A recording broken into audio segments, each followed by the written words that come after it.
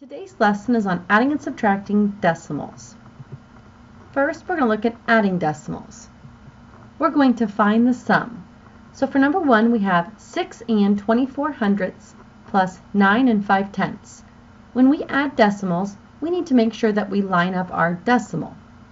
So for number 1, we have 6.24 plus 9.5.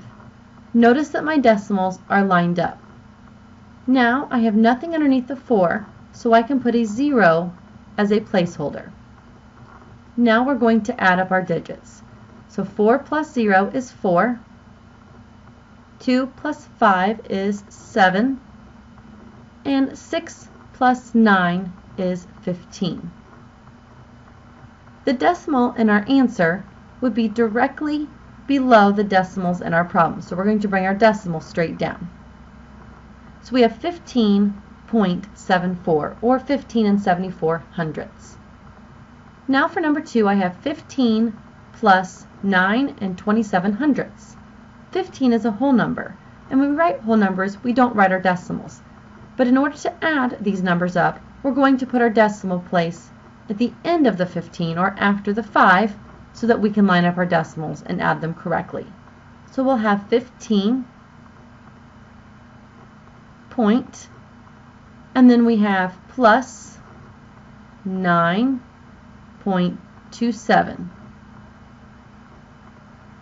We do not have any numbers above the 2 or the 7, so we're going to add zeros so we have our placeholders. Now 0 plus 7 is 7.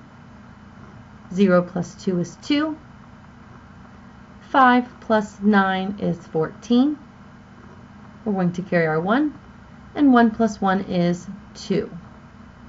We need to remember to bring our decimal straight down in our answer.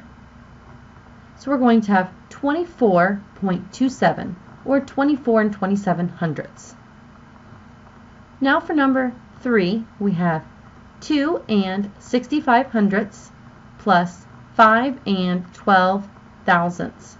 So we're going to have 2.65 plus 5.012. Since we have nothing above our 2, we're going to just go ahead and put our 0. And now we can add. 0 plus 2 is 2. 5 plus 1 is 6. 6 plus 0 is 6. And 2 plus 5 is 7. Now we'll bring our decimal straight down for our answer. And we have 7.662 or 7 and 662 thousandths. Now we're going to be subtracting decimals. We're going to find the difference. So for number 4, we have 4 and 9 hundredths minus 2 and 8/10. When we subtract decimals, we need to make sure we line up our decimals just like we did when we were adding decimals. So for number 4, we have 4.09, and then we have minus 2.8. We do not have anything below the 9, so we're going to put our 0 in there for our placeholder. Now we can subtract. 9 minus 0 is 9. 0 minus 8 we cannot do, so we need to borrow from the 4, and it becomes a 3. Now our 0 is a 10. So 10 minus 8 is 2, and 3 minus 2 is 1. Remember to bring your decimal point straight down. So we have 1.29 or 1 and 29 hundredths. For number 5, we have 23 minus 7 and 3/10. 23 is a whole number. If you can remember, we were adding whole numbers. The decimal point was at the end. It was behind the ones digit. So on this one, the 23, we will have a decimal after the 3. So we're going to have 23 point, and then we'll have minus 7.3 3. Notice my decimals are lined up. We do not have anything above the 3, so we'll need to put our 0 in there to hold that place. Now we can subtract. 0 minus 3 we cannot do, so we'll borrow from the 3, and it becomes a 2, and now our 0 becomes a 10. 10 minus 3 is 7. 2 minus 7 we cannot do, so our 2 is going to become a 1, and now our 2 here is a 12. 12 minus 7 is 5, and 1 minus nothing is 1. If you'd like to put a 0 here, you can also put a 0 in this place.